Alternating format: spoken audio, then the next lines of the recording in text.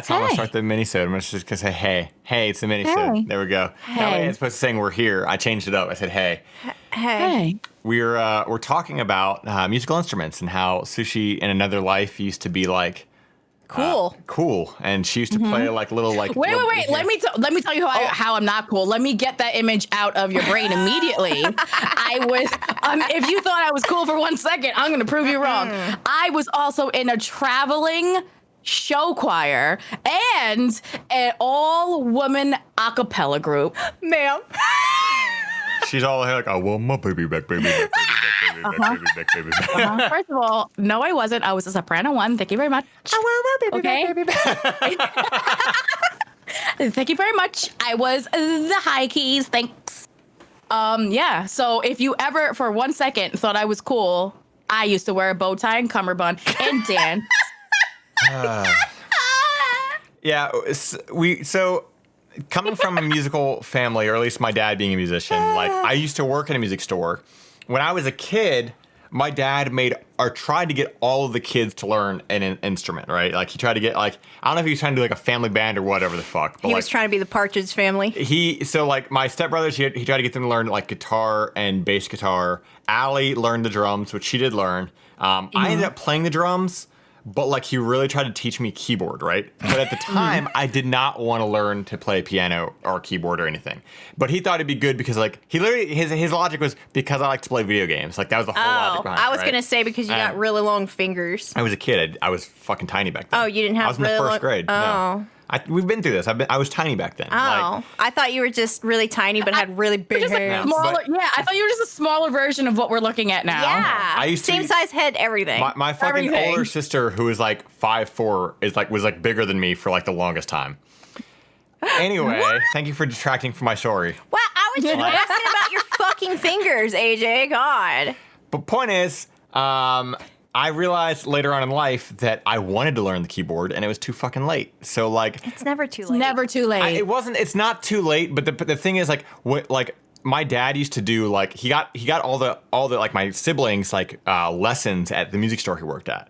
For me, he got me lessons. Now you had to like pay. Well, no. Yeah. He got them lessons. He wanted me to have lessons there, but the fucking music teacher was him. I couldn't do it. So everybody else got like somebody else to fucking teach them how to play guitar and shit. No. I can't learn shit from my fucking dad. No. Like, I can't do that. Yeah. So like it frustrated me and it frustrated him and like it made me want to stop altogether. You can't separate the art from the artist. I mean, you can't. Good luck separate. I hated learning how to drive with my dad. Like doing that kind of shit with like my dad trying to show me anything was the most frustrating fucking shit. Yeah. So like because of that, I just never learned. And then like Do you think that you have like a lot in common with your do you think that you are your dad? Like you have a lot in common personality wise with your dad? Because I hear that can also be a huge problem too. Because like when you have like a parent that you're like, you can't really learn something from them because it's very frustrating. I don't know. I don't know if we have like that much in common. Like I just think that I don't know because my sister's the same way. Like and me and Allie are not that alike, but she doesn't like want to learn shit from dad either. Yeah, it's just a frustrating thing of like just trying to learn things from a parent. Yeah, they don't treat you like they treat their fucking. They're students. They treat their students better than they treat you. Yeah. And that's literally a fact of the matter. Yeah. Like they treat their students better than they treat you. And I think it's because they have a higher expectation of their own kids than these fucking students. But then like, it's just awkward. So like. So my mom played piano. I mean, she does play piano, and she used to play organ at a church. She was paid to play organ at a church. And she has a keyboard now that she plays on. But growing up, I really, really wanted to learn how to play piano. And she never taught me. Like, she taught me the basics. And she set me up with, like, a little keyboard, like a secondhand keyboard. And she had, like, the little stickers and everything so that I could kind of, like, play along and learn a little bit. But, like, when it came to, like, getting serious, she'd be like, no, I'm not a teacher. I'm not a teacher. And I always like got upset because I was like, man, like Yeah. you know how to do this one thing, and I really wish that I could learn how to play piano. And then she ended up teaching my niece. I'm like, are you fucking kidding me? Oh. Are you fucking kidding me? I realized I would like, and I know it's not the proper way to learn, but like when I was working at my dad's music store, probably back in like 2014 or something like that, I would sit down up front and just like fuck around on the piano because there's nothing else to do. And I realized I'd much rather just like look at a YouTube video and see like somebody playing a song where they had their hands on it and mimic that. Yeah. And that was more fun to me to just mimic someone else's hands movements than fucking like, okay, what's the B flat scale? Da da da da da. Yeah, like, yeah, you know, like I don't want to go through all that. I don't care enough to like learn like everything that way. So like I think where a lot of teachers have a problem, and this is for all subjects, is that they teach it usually in one fucking way.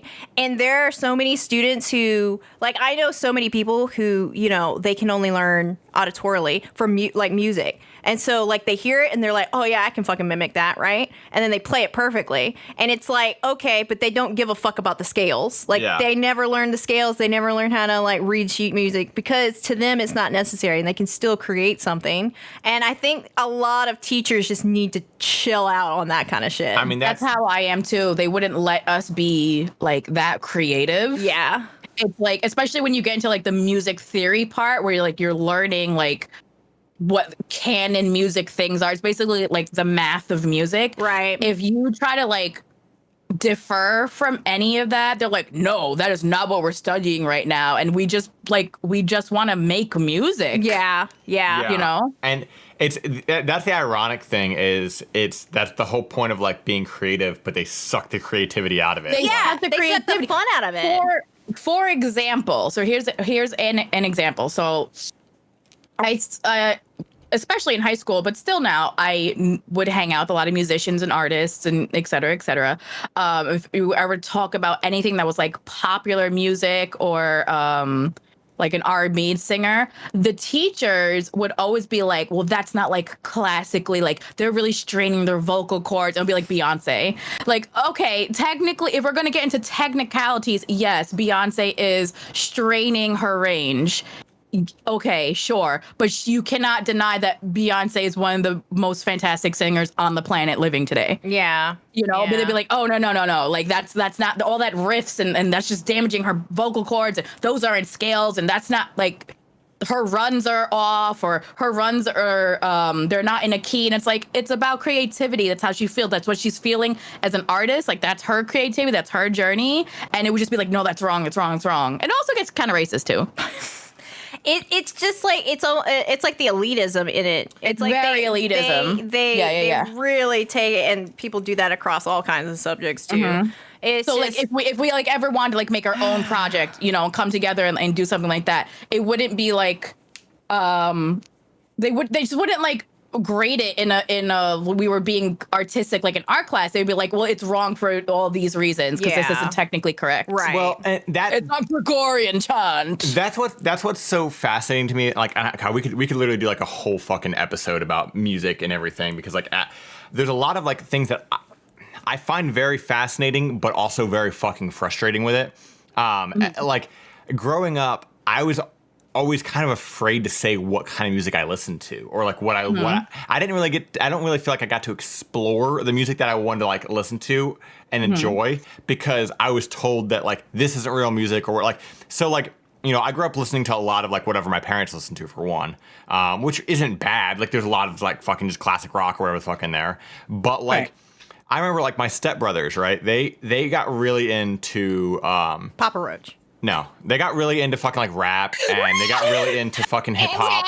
And that was actually Papa Roach Kim was into that. Like Kim was into every fucking like my stepmom was into like basically every like modern like pop rock band. Papa Roach is pop rock realistically. But but my stepbrothers were into like they were into fucking rap and hip hop. My one brother got really into like Korn and shit, you know, like but the thing is my stepbrothers were also pieces of shit. And they were also my dad made it very apparent that like everything they listened to was fucking trash, and they were trash human beings. So, like, therefore, I couldn't attribute myself to listen to anything like that they listened to. You know, like, my stepbrother started listening to Marilyn Manson. I could not listen to any Marilyn Manson because my stepbrother listened to that. He's a piece of shit, and my dad hates that. So, like, that's kind of like how, like, and even things like, you know, discovering like, oh man, I really like this fucking video game music from the fucking NES or SNES, right? Like hearing this shit, but you're told that's not real. And you're like, okay, but what's not real about it? Because if you really want to fucking go there, why is that not real music? And that's what I want to say is like, because like if you really want to fucking go there, right? Like every instrument that we've ever made is a fucking man-made thing. It's just a fucking thing that we've just made, and it makes a fucking tone and it makes a sound. What's the difference in a fucking an electronic thing doing the exact? It's the fucking same thing. It's just another fucking instrument. But like musicians in general are a lot of them are super fucking elitist with what's real and what's not real. And it's like, and all that does is like stifle other people, because like you're not just allowed to be like music should be more about like sharing shit, and it's not. It's not. It's creative expression. It's an art form just like any other art form, and it's really weird that like if I was trying to make beats in high school or whatever, I'm excited about it. We're making music, and you would show it to someone that you look up to, your music teacher. I spend a lot of time with my music teachers because I was like in New York we do like majors in high school, kind of like college, but like a baby version. So like I was like a music major in high school and a lot of junior high, so it was like we're making beats, we're rapping, we're singing R&B, and you wanted to show someone that you spend so much time with and you look up to, and it was like, oh well, that's wrong because that's not this thing, and no, that's almost there, and it's just like it was so defeating. Like, and like even like I remember like sitting in the car one time with my dad, and like fucking Adele came on, that fucking what's that song that she had the big hit for a couple like Rolling in the Deep. Rolling Deep, yeah. And I remember like when that came on, he was like critiquing like everything. I was like, yeah, you know, that's like a fake falsetto or something. But I'm like, I don't care. Yes, like that shit right there, AJ. That shit. Oh, it's a false falsetto. She's not singing properly. She's not using or whoever. They're not using proper techniques. Like, shut the fuck up. Like, I literally don't care. Like, one, I don't care. I like it. Yeah, that's the funny thing too. Is like, I don't care. Like, this came on the fucking radio. I didn't pick this. It just came on. You're just talking about it. So it's like, I don't give a shit either way. But right. Like, And she's a millionaire, so right. Right? So she's doing something right. Right. Someone likes it. So it's just, I don't know. It's one of those things. Like, I love that kind of stuff, but I also hate it. Like, I love musicians, but I hate musicians. Like, there's like such I mean, it's the same with all artists. You can love artists and be simultaneously annoyed by everything they do. Yeah. Out of like all of artistry, I think I hate musicians the most. I don't know. It's either artists or fucking painters. You know, they're. I don't necessarily hate like writers, fine artists. I hate art dealers. Art dealers. That's where, people who work in galleries, people, people who collect art. Those people get me mad. It's not necessary. I mean, it's artist to artist. That depends. But in art culture, people who work in the art sale. And piss me off. And even that God, again, we're so far off, but I gotta make this point too. Okay. I saw this fucking tweet the other day that was like basically saying like, you know, everybody needs to have art or some art hanging in their house. Everybody should have art hanging in their house. But they're like, but I'm talking real art, not the stuff that's like, like purchased at a fucking Target and it's like basically a print. And I'm like, why is that not difference? Art? Someone made it. Yeah, what's the fucking difference? So like, because it costs $20 is not art to you. It has to be $1 million. I have these 3 Castlevania posters hanging up. Yeah, right? That's art. Someone created that. These are literally the wow, got a weird echo in my fucking thing. That was weird. I think my headphones was like spiked. Oh. But like these 3 Castlevania posters are all a watercolor done by a guy named Tom DuBois. They're the official fucking things, but they're obviously prints. They're not the fucking real ones. But like, if that's just fucking watercolors that a dude printed, and they use it as a fucking box art, but he fucking sat there and painted it, how is it not art? Because it's not the fucking real shit. Not art? Like, I agree with you. hate it. I hate that fucking bullshit. I think people forget that when you no, I'm not a huge fan of that type of art that they usually sell like at fucking Marshalls or whatever. But somebody is. Somebody is. But also people forget that a lot of times they pay artists to put this stuff together. They don't just have like a graphic designer on the team who's like, oh, I'm going to put this fucking C-shape together real quick. And that really hit home with me a couple months ago because a woman I follow on Instagram who owns her own like artist like business. She normally does a lot of like stickers or like postcards and stuff like that. But she got a really good deal with Marshalls.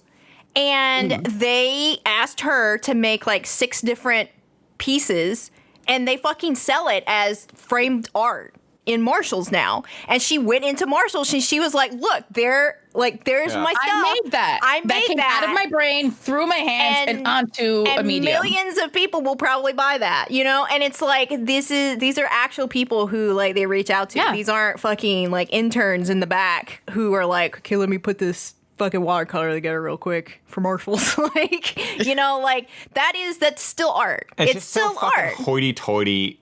Fucking, I hate it. It's just the judgment from artists and art connoisseurs and everything is just like nobody gives a fuck, dude. Like let people enjoy things. Just let people enjoy things. Like the gatekeeping and the elitism in art is what makes me angry. Yeah, I feel like most actual artists are okay. I feel like it's the people that are judging art that I have a problem with. I don't know.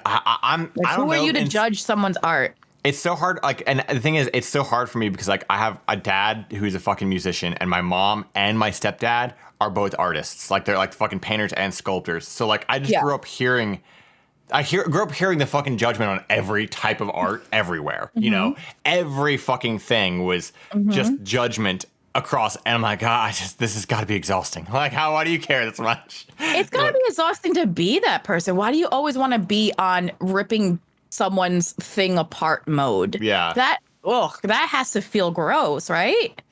It just sounds icky to me. If you did it and you like it and it made you happy, cool. Yeah. I should get these stories going because we've literally gone so far off in this, but whatever. It's a Minisode, that's fine. I'm doing some different stuff today. I have an Am I the Asshole, but my relationships is going to be a little bit different. So I will go ahead and just dive right into the Am I the Asshole. He said the thing. What? Oh. So let's dive into some assholes. Let's go. Am I the asshole for telling my wife I warned you when our son got a lock for his room? Ooh, he did that. I told you. So here's the problem. My son, Simon, 16, moved out of the room he used to share with his little brother and got his own room a few months back. Ever since, he's been complaining about his mom barging in without knocking and interrupting his sleep and studying, sometimes when he's changing.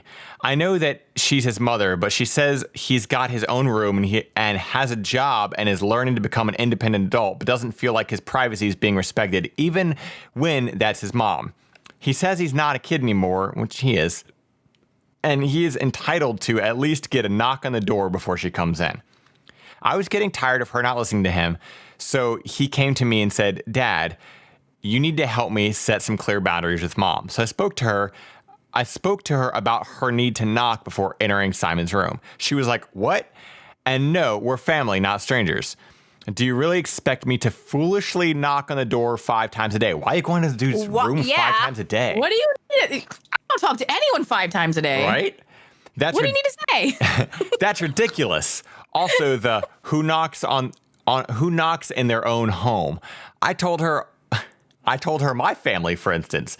She made a face, then went on to rant about how my family hate each other and that the way they treat each other like they were strangers is shameful. What does it have to do with anything? I told her family or strangers, it's about respecting one's privacy. This is written a little weird, just as a heads up. I'm trying to like fucking... It just doesn't have like commas and stuff. It doesn't have commas, like, but it's also missing some fucking words that should be there. So I'm trying to like translate while I read at the same time. We had an argument about it, And I told her that if it wasn't going to stop with the barging and refusing to knock on the door before entering, then our son will get a lock. She did it again at 11 p.m. She barged in when our son was asleep. He jumped up because he got scared. What is she doing at 11 p.m.? I know. What the fuck do you need to go in there for? And Once he told me this, I told him to go ahead and get a lock and pay for it with his own money. There was literally no other way.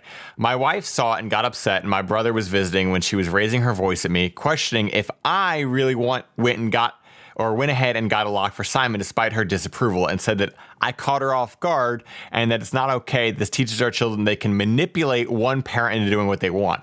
I told her that A, Simon got the lock, not me, and B, I already warned her about the possibility of him getting a lock because he was getting tired of her boundary crossing. So she should have expected this outcome. She mentioned the same above points in her defense and said locks mean secrets, and that's not good. My brother was sitting watching while she was complaining. She began chewing him out when he asked her to let Simon keep the lock and said that it wasn't a big deal. She stopped talking to me and Simon till we removed the lock, but I've gotten no intention of doing that.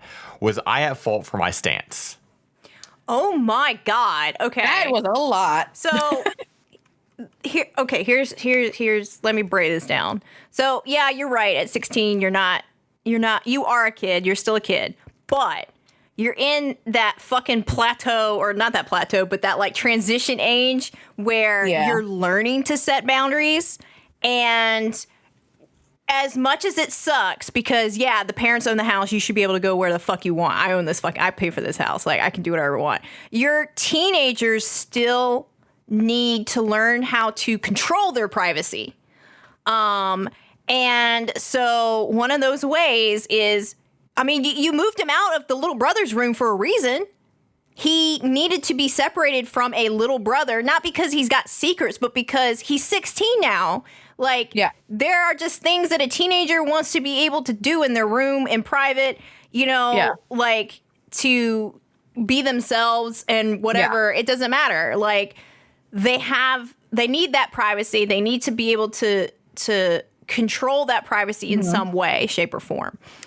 Why are you going in 5 times a day? Like, that's so obsessive. She sounds really overbearing. So I understand, like, okay, I'm going to drop off his laundry. Okay, that's one thing. But then the other thing is, like, is this someone who is going in there and constantly telling him to clean his room? Is this someone who's cleaning it for him? Is this someone who's putting his laundry away for him?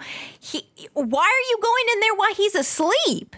He's asleep. Like, it's 11 p.m. It's 11 p.m. Also, like, kids are studying. If he's studying and you keep interrupting him, guess what? Like, his grades go down because he can't retain the information because you're waking him up and now he can't study.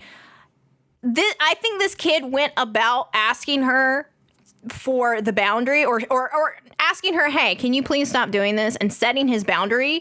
And he did it several times. And then the fact that he asked for backup is what he did. He asked, hey, is this so wrong? And his dad agreed with him.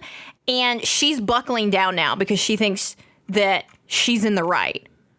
But now she's bringing up this other shit like, oh, well, we're family. We're not strangers. Oh, well, your family hates each other because none of you ever, like, because you all got privacy? That's, like, she's so controlling. She's deflecting, too. Like, keep it one topic at a time. That, like, whatever you think of the husband's family or whatever has nothing to do with this situation at all. Right, like, right. Like, you can't pick and choose. Yeah. And I feel like he's owed bodily autonomy. It's it's not a good look. It's just really not. So the funny thing is this is actually rated everyone sucks here. What? I think a lot of it is because a lot of people are saying like the husband went about it in kind of a cowardly way or whatever. I don't think he went about it in a cowardly way. I just think that he's fucking trying to not get in an argument with his wife, and got into an argument with his wife anyway. Mm-hmm. But like, I think the wife is 100% at fault. Oh yeah. Oh no, definitely. She's definitely an asshole. The only thing I see here in a cowardly form is that he did kind of put it into his son's head, like, hey, go buy a lock, buy it with your own money. And then that way he was able to tell his wife, like, oh no, Simon got his own lock. No, you should have just stood up to your wife and said, yeah, I I told him to go get a lock because you would not stop doing the thing he asked you to stop doing. Yeah. I think that's my only real gripe is that he literally like put it into his kid's head and then didn't take the credit for it like he should have. He should have stood up. He definitely should have. Like it's one of those things where I understand not wanting to have an argument, but the argument's already there. It's already like you have to take a side here. You can't just be impartial. And then she went after your brother. Yeah. Because he agreed. Like that's not cool. My biggest question whenever I find out these weird things, like whenever we read these stories, is I'm always like, how did the OP end up marrying this type of person like that? Like, how did they have this big disagreement? Your opinions are so different. But I guarantee you, they've been together before they had kids. Kids literally change people's personalities. They really fucking That's true. do. Yeah. They really, you gotta get that shit do. sorted like during the pregnancy of what you're like as best you can, like that you're gonna be on the fucking same team about most things. Like, yeah, there's gonna be some disagreements, but like sometimes you just need to learn to fucking back off. You shouldn't go into your kid's room 5 times a day. She literally took a good 5 times a day. That's so excessive. She literally took a really good like learning lesson of okay, you're learning how to set boundaries. I think this is a good boundary you've set. You know, and as maybe as sad as she would be to know that like, okay, you know, my kid doesn't want me doing this. Yeah, I'm sure a lot of it is like feeling rejected and feeling hurt. But it's still, I think you're right. I think it was a good boundary. Like I remember when I got this is so tacky. My bedroom door didn't have like a knob that had a lock on it or any kind of lock on it. So my parents got me one of those cable ties. So like I had a cable tie that like hooked onto like a C hook on the fucking side of the wall. And that was my lock. Like that was my lock. And that was enough to make me feel like this is my space. I have autonomy. Yeah. And then that's when my parents started knocking on the door instead of just going in. And just to kind of do a little bit of like a mental deep dive onto her too. When people say things, especially parents, were like, "Oh, locks mean secrets." Okay, but here's the thing: if you have a good relationship with your kid, for the most part, they're not going to have any like secrets with you.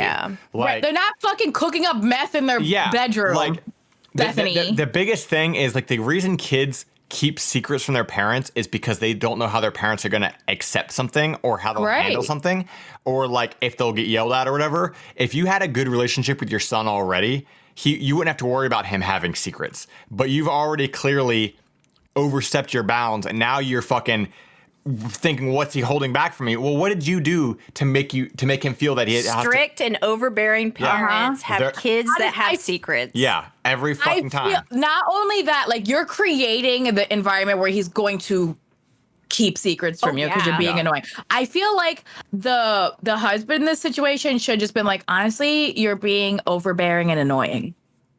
Like you're being 5 times a day. You're literally being annoying. You're an annoying person. And you still have the other little one that you can barge in on. Yeah. Right. Like you're annoying. Stop. Like reel it in. There is it's I don't know. Like you know what's going to happen too is she's decided she's not speaking to anybody until that lock comes off. Guess what? You're going to be really sorely embarrassed and upset when you realize that like everybody else is happy now and you're not. Yeah. Everybody else in the happy is completely like everybody in the house is happy except you. Yeah. So I voted not the asshole. The wife is definitely the asshole here. I don't really think everyone sucks. I don't think everyone sucks here. I think she definitely sucks. Yeah, I think he could have handled it a little bit better, but not enough to be considered everyone sucks here. I mean, he at least fucking is trying to get his fucking kid to have some privacy, so. And specifically, is he the asshole for telling her, like, basically, I told you so? No, he's not. No. He literally said, this is what's going to happen. You're on the road to this. And Pikachu face, it happened. Yeah. Like, how are you mad? Yeah. Before we move on to our next topics, I meant to say this at the beginning. We got distracted with music stuff. We have some announcements that we needed to get out that we're going to be basically telling you every fucking week until it happens. But our 50th episode is coming up very soon. By very soon, I mean a couple of weeks. Not only is it going to be our 50th episode, but it'll be 1 year anniversary of this podcast. So we're going to do a special event on June 17th. And I'm saying this right now, it's June 17th. Hopefully it stays that way. If it changes, we will, of course, let you guys know via the podcast and also on Twitter or whatever. But we're going to do a live event on our YouTube. So we're going to do a live recording of the podcast. We'll have video. You'll see our fucking faces. It's gonna be a whole thing. It'll be fun. Because normally, so like the 23rd is when the 50th episode would go, like that would be when it goes live normally. Like we're sticking to the Wednesday postings, but we're going to do the actual recording on the 17th. That way, if anybody wants to hear it ahead of time, you guys can do so. If you're listening on Spotify or iHeartRadio or anything like that, be sure to go follow our YouTube channel. It's literally just youtube.com/everyonesuckshere. Very easy to find. It's going to be, we're going to record roughly around 4:30 Pacific time to or 7:30 Eastern time. This is in the evenings. So yeah, it's gonna be a lot of fun. If you guys have stories that you want to share specifically for that event, like let us know. Send them to us at contact@everyonesuckshere.com or hit us up on Twitter. Like, hey, this story is for this event. We can read them live. You can see how we react live. It's gonna be a whole thing. It's going to be funny. It's going to be funny. It's going to be awesome. It's just going to be a good time. It's just a celebratory event for 50 episodes and 1 year of the podcast. So we hope that everybody that listens to us can come share that little celebration with us on that day. So June 17th, that's what we're calling it right now. That's going to be the live show that'll be on YouTube. We'll have more information as we get closer to the dates. Yeah, so get used to hearing us say this for the next couple of weeks because we're going to be harping it and pushing it down into your guys' fucking throats. But that being said, I have a missed connections here that Sushie provided. So it's very, very short. Like me. Like Sushie. It's from Buffalo. Buffalo. And it's just called Renee. I miss you. You live in the condos behind Lowe's. Or did. Please contact me if you see this. Oh my God. Please contact me about your extended warranty. I just thought it was a weird, like, only a local person in some town would write. Right? You know, I don't know. I just thought that you live behind the Lowe's. You're here. You live behind the Lowe's. You know, you were one of those Lowe's dwellers. Lowe's dwellers? Lowe's dwellers. Mm-hmm. So I said I was going to do some things differently for my relationships, right? And that's because it's not a relationships. I went into Ask Reddit. For those of you who don't know what Ask Reddit is, it's literally just a spot on Reddit where people ask a very innocuous question, any sort of question, and they see what people respond to. So I picked a question that I thought would be interesting that not only could we read some of the responses to, but also we could have answers to. Like each one of us could have an answer to this. So like there's all sorts of questions. I mean, like there's dark stuff, there's scary stuff, there's funny stuff. You know, like one of the top ones is literally just like a question like, what would you do if God came down one day and just said it's pronounced Jod and left? You know, like there's so there's all sorts of good questions here. So the question that I picked that I figured we could discuss and read some of the answers to was also let me know if you guys like this as well, because I kind of want to do more of these. So let me know in the future if you guys like this. What is the most pleasant, non-sexual, non-drug experience a human can have? So before we answer this, do you guys want me to read some of the answers that Redditors came up with? Wait, what? Read it again? What is the most pleasant, non-sexual, non-drug experience a human can have? Okay, so no stimulants. Yeah. Okay. So here, before you guys answer, like with what you guys think would be a good answer, I'll read some of the answers. Okay. So this one says that deep, rare laugh when you're doubled over with tears in your eyes, and every time you almost stop, your companion starts up again. And this person says also massage. I find the adrenaline-based sports exhilarating too. I definitely agree with the deep, rare laugh because, like, while you can, like, it is very rare to have the type of laugh where you have tears in your eyes and it doesn't stop. Yeah. That's a good one. I feel like that's the kind of laugh that, like, I feel like you experience it for the first time, or at least I did as a kid. Like the first time you have like a weird like sleepover, or like you stay over at a friend's house, it's over at your house, and you're supposed to be going to sleep. Like but like you two just keep going back and forth about something stupid. And you keep yourselves up laughing about just the dumb shit. Another person said, crawling into your nice, clean bed when you were really tired and peacefully drifting off to sleep. Yes, right after it's been fucking in the laundry and you put fresh, clean sheets there. And you have shaved legs. And you got shaved legs. Oh my God. Very specific. That is the best fucking sleep. Yeah. When you've been cleaning all day, you're clean, your legs are shaved. That's like laundry smelling good. That the definitely sheets smell so good. You have to be clean too. That's a big part. Yeah. You have to be clean and smooth like a fucking my dolphin. God, You fucking so good. right into those sheets. That's a great feeling. And the funny thing is so many of these comments here literally say with freshly shaven legs. Like, yes, I am telling you. Good. It's so good. Even if you are not a person that shaves your body, which is fine, I still suggest you just do it once. Oh my God. God. For that specific feeling. You get into the Everyone bed deserves it. and you just kick your legs a little bit like a bicycle for a couple kicks. Bicycle, yeah. So like for me, like when I get into the bed, like my thing is like I kind of like scooch my like shoulder, like I'll kind of like I kind of like make like a little pocket with my shoulder that like it feels good. This person also said pissing with a full bladder. Oh God. And the thing is, I can kind of relate to this when it's like comes to, like car rides. That long car ride where you're like, all right, like just once you can finally get to a spot where you're like just fucking just go to the bathroom. You're Someone said ever get the shivers. But I love how because that comment it says. Because they replied to someone says, the first pee of the day, the first pee after a car ride, and the first pee at the bar after about 4 drinks all hit different but are amazing in their own way. Okay. So Yeah. true. I dislike the pee after after 4 drinks in. Because that was annoying for me. once you start fucking pissing at the bar, you just keep pissing at the bar and it becomes annoying. Like you're like, it's been 15 minutes again. Yeah. Alcohol piss it's not a good one. Like it's got to be like and the okay. drunker you get, the worse it gets. It's true. Like it's got to be the morning or the long car ride for me. Yeah, it has to be sober. It has to be sober peeing. Sleeping at night with the rain outside. Yes. That's everybody's saying. That's me. So. Okay, so since we've read some, I'll go ahead and say one for me. This is what I think is one of the most like pleasant, like non-sexual, non-drug things is playing a game that I've been looking forward to for the very, very, very first time.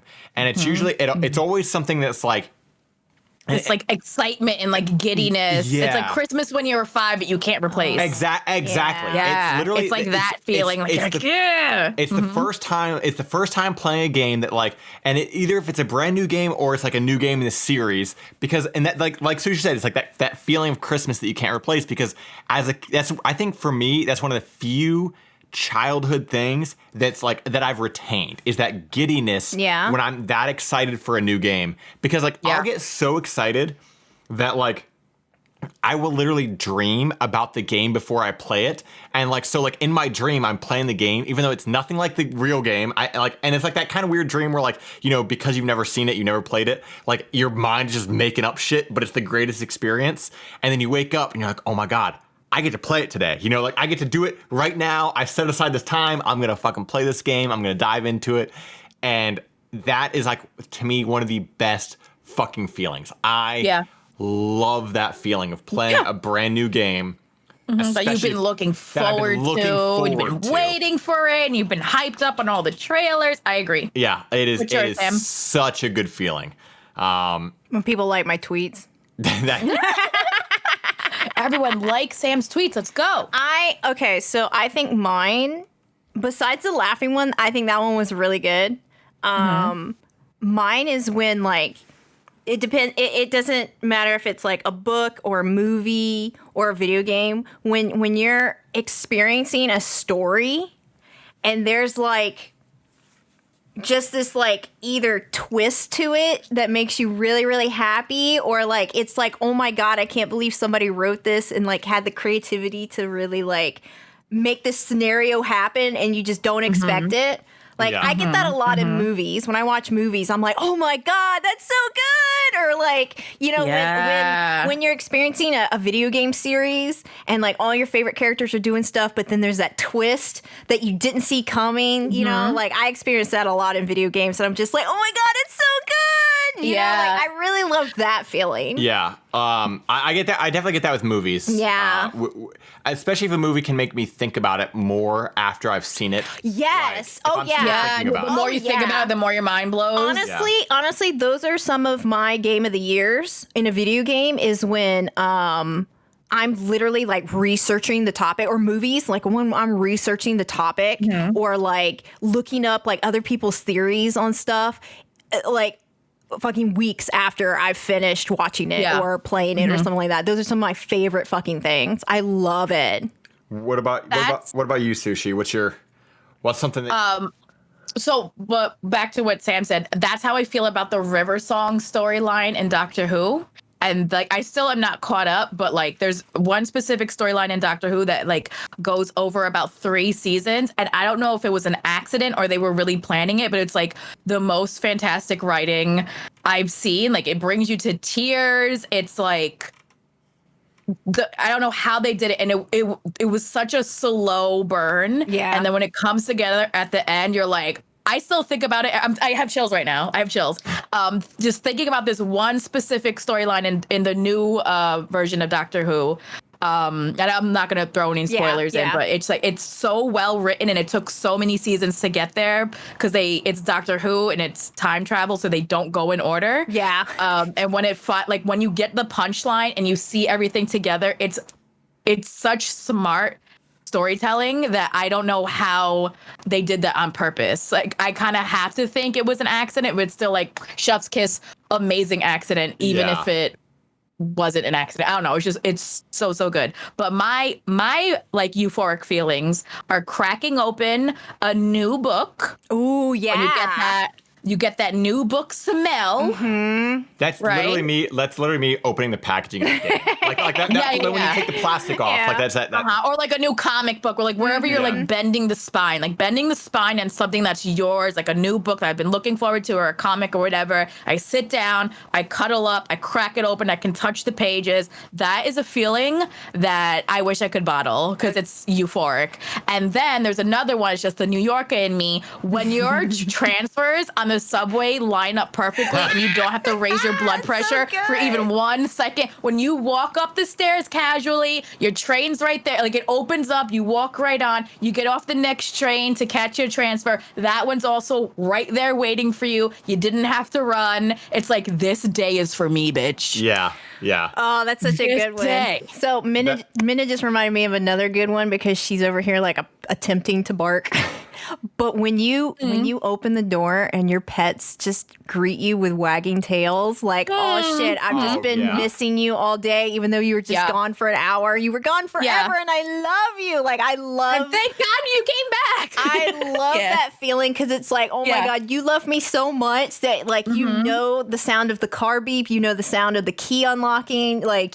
Yep. I love that feeling so much. It makes me so happy. There's a couple more here that I read that I also agree with. Just I'll throw them out just because I thought they're short. One of them is, as it kind of sounds gross, but we all know this feeling when you like, it usually happens like right when you're getting over getting sick. When you can properly blow your nose, and then suddenly you can breathe. Oh my God! Like, and it's like or your ears unclogged or something. Yeah. Like if you're really stopped up, but then you can actually blow your nose, and then suddenly you go, I can, like, that's like it's a feeling that like you shouldn't have to cherish that as much as you do, but it's like, holy shit! Like, when you've had a sore throat and that goes away. Yeah. And you can like eat food that doesn't scratch your throat again, and you're like, oh my God, this is the best feeling in the world. I'm never gonna take this for granted ever again. Oh, never. And I think this one's really important too. This actually got some awards. It says being surrounded by people that you genuinely like you and enjoy your company. Being surrounded with friends that genuinely love and support you is, at least for me, the meaning of, quote, a quality life. Connections to people around you that share your limited time alive together are what make time valuable. And as much as I riff about hating fucking people, people. like, there is a really good like when I can see like my friends, like the people that I call friends, like good fucking friends that I see like once a year or once every couple of years, and we can just hang out and just fucking do whatever. Like, that's a good feeling. Like, because there are very, very few people in this world that I feel like I could surround myself with for multiple days. But the people that you can manage to be around for multiple days in a row are like the ones worth keeping.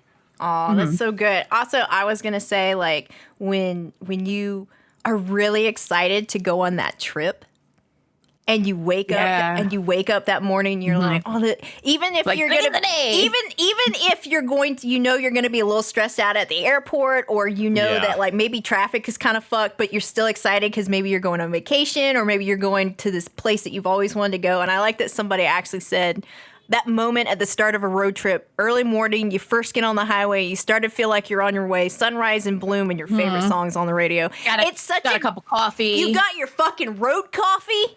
You got your road coffee. You got a bagel. I think that so the early morning drive is amazing if you're doing a long road trip. But also, even if you don't like flying, the getting in your seat on the airplane and it taking off. It's because like no more stressing. I'm not gonna make it to the airport. No more schlepping or stupid. Yeah, it's just like I'm here. Yeah, it's happening now. Yeah. Like I'm on my way to whatever. Like it's no done. getting off this train. Like it's or this plane really. Yeah. But that one's not a non-drug for me. But like so, I'm gonna be drugged up for that. I thought going into Ask Reddit would be kind of cool. That was a good one. Because there's so many good questions here, and like. It's just the kind of thing where like, they're not all like that, but I thought that was a good kind of feel good one. Yeah. They're all good. Like there's lots of good questions that like I think that we could discuss, and we can also read some of the things with, so I really like this. I think it'd be fun to continue going. I think I'll probably continue doing some of these. If you guys want to do them, I'll go for it. But let us know what you guys think, and let us know if you have any of those feelings that are like just those euphoric feelings that don't involve fucking sex and drugs or whatever. Just things that like just good, genuine quality of life feelings. Things that make you fucking happy. Let us know. And I think this was a little bit longer minisode. But I think that's fine. We talked a lot about music theory and some other bullshit. So if you guys liked what you heard, be sure to come back this coming Wednesday for a full episode.